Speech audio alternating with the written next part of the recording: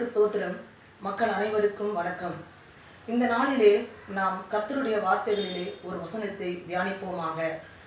நீதிமொழிகளின் புஸ்தகத்திலே 16ஆம் அதிகாரம் 25ஆம் வசனத்திலே இப்படியாய் எழுதப்பட்டிருக்கிறது. மனுஷனுக்கு செம்மையாய் தோன்றுகிற வழி உண்டு, அதன் முடிவோ மரண வழிகள் என்று எழுதப்பட்டிருக்கிறது. இந்த கர்த்தருடைய வருகையின் நாட்கள் சமீபத்திருக்கிற இந்த காலகட்டத்திலே கிறிஸ்துவ மக்களுக்கும் சரி, கிறிஸ்துவை அறியாத மக்களுக்கும் சரி, ஒவ்வொரு குடும்பத்திலும் நிறைய போராட்டங்கள், நிறைய உபத்திரங்கள், நிறைய பாடுகள், சத்துருவின் போராட்டங்கள் அதிகரித்து இருக்கிறது. ஆகவே மனிதர்கள் ஆறுதலின்றி, சகாயமின்றி பரிதபிக்கிறார்கள்.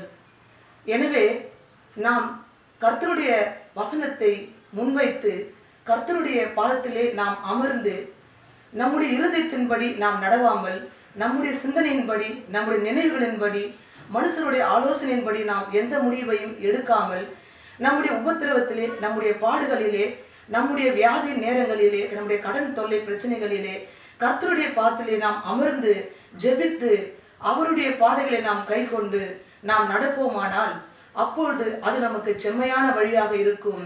அது நமக்கு நல்ல வழியாகவும் நன்மையான வழியாகவும் கர்த்தர் வாய்க்க பண்ணுவார். அப்பொழுது நமக்கு அது மரணத்தின் வழியாய் இருக்காது. தன் இருதயத்தை நம்புகிறவர் மூடன் என்று வேதம் சொல்லுகிறது. இது சங்கீத புஸ்தகத்தில் எழுதப்பட்டிருக்கிறது.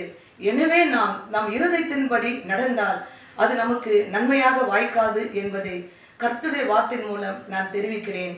கர்த்தர் எல்லா காரியங்களிலும் நாம் கர்த்தருடைய பாதத்திலே ஒப்புவித்து நம் போராட்டங்களிலும் நாம் ஜெயம் எடுக்கும்படியாக எப்பொழுதும் நாம் ஜெபிக்க கடவும், கர்த்தரிடத்திலே உண்மையாக இருக்க கடவும், அவருடைய பாதத்தடையில் நாம் உண்மையாக இருக்க கடவும்.